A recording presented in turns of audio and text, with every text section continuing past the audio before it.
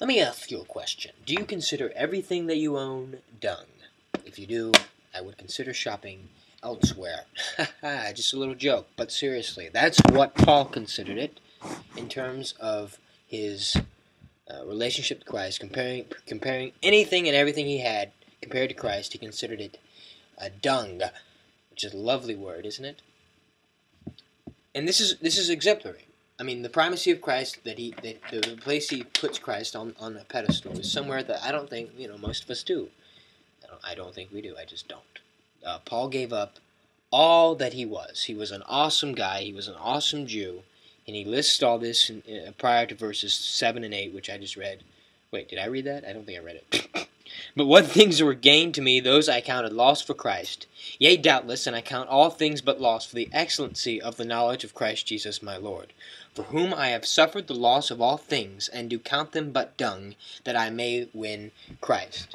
So, anyway, I kind of like some of my stuff, and not even material things all the time, because, honestly, by the time you get to 7, you should realize that not so much important as immaterial things, but even your family, your friends. This is what's important to me at this point. And there are, but Paul lost all that. Paul lost everything, So consider what I haven't lost. Consider how I treat the, quote, knowledge of Christ, the excellency of the knowledge of Christ. Do I desire that? Do I yearn for that? Or do I rather sleep in this lovely bed back here? Something to challenge us, I think. Don't you agree? Si se puede. All right. Philippians 4, 6, and 7 is another passage I want to read. Be careful for nothing, but in everything by prayer and supplication with thanksgiving let your requests be made known unto God. And the peace of God, which passeth all understanding, shall keep your hearts and minds through Christ Jesus. This is a promise, right before followed with a commandment. A commandment followed with a promise. Why can't I say that?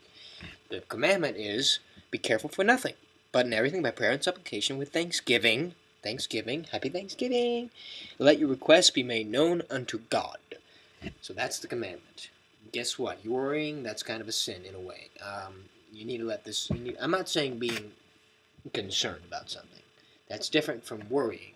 The passage, but this is saying, pass it on to God. That's your job as a Christian, as a person. Pass it on to God. His end of the bargain, and the peace of God, which passeth all understanding, shall keep your hearts and minds through Christ Jesus.